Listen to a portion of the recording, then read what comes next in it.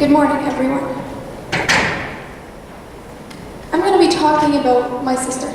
This is my sister.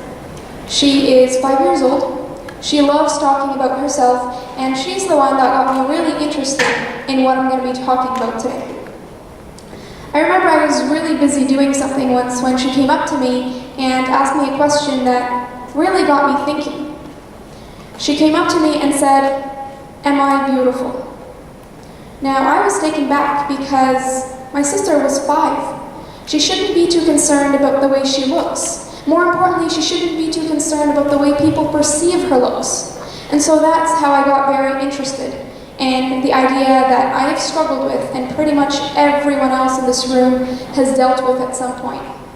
The idea of beauty, beauty standards, and the struggle to meet them. Now, I started off by doing research. I really wanted to know who just sat one day and decided to come up with this system of standards that everybody was expected to follow.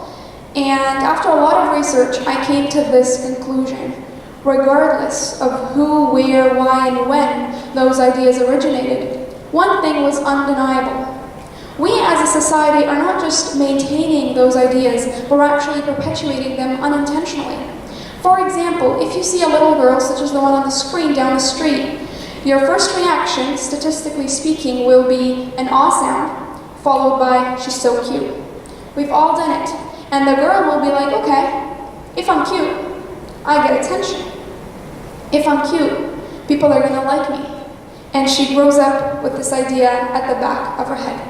Now, I'm sure you've all heard this before. Beauty has more than one definition.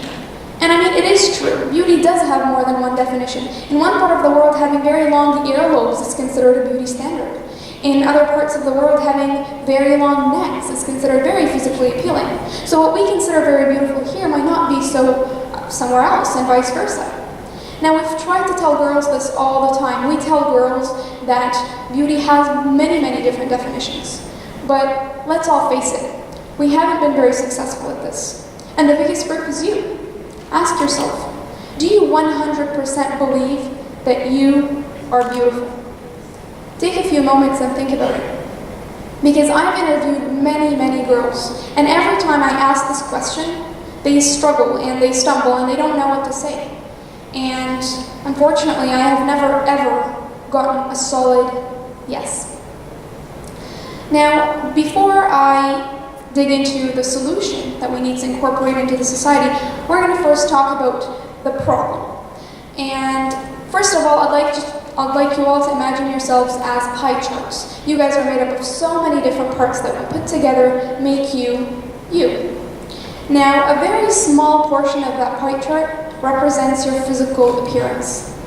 Our first problem is we tend to give too much value to that physical appearance. So the next time you look at yourself in the mirror, don't stare at that 10% of who you are. Dig deeper, because you're much more than that. Now, a few years ago, I attended my uncle's wedding, and I looked very different. I had makeup on, my hair was done, I had a dress, and I don't typically dress that way, so I did look very different. And my grandmother stepped by the table that I was sitting at, and she looked at me and she gave me a huge hug and a kiss, and she tells me how beautiful I looked. I said thank you, and I smiled, but I was a little upset because my grandmother had never been that impressed in my life. I mean, just a few months prior, I competed in a science fair, and my project won one of the top 10 positions nationally, and yet my grandmother was not that impressed. My grandmother was not that impressed even when I published my first article at age 10 in a weekly magazine. And yet she got so impressed because I looked beautiful on my uncle's wedding night. Now this is our second problem. We tend to focus more on how people look instead of what they do. We really need to flip that. We really need to focus more on what people do. Because what if someone so incredible did something so huge for the world, but that person still doesn't fit into the definition of beauty? I've seen incredible women. Women who have just done so much to this world, it is so hard to imagine. Women who broke the glass ceiling. Women who started companies and raised children. Women who fought their way through pursuing their dream in a male-dominated discipline. Don't those women deserve to be be treated based on what they've done and not based on the way they look. Imagine just for a second what would happen if we had women like Malala and Rosalind Franklin and the first female prime minister. Imagine what would happen if we had those women on magazine covers and on billboards on the streets instead of photoshopped fake beauty queens. Would children and youth be as concerned about their appearance as they are right now? I don't think so. I'm going to end this off by a quote I read once, and it really resonated with me because of how powerful it is. The quote says, "I would like to apologize to all the women I have called pretty before calling them intelligent or brave. I am sorry I made it sound as though something as simple as what you're born with is what you have to be most proud of when your spirit has crushed mountains. From now on, I will say things like you're extraordinary, you're resilient, not because I don't think you're pretty, but because I think you're much, much more than that."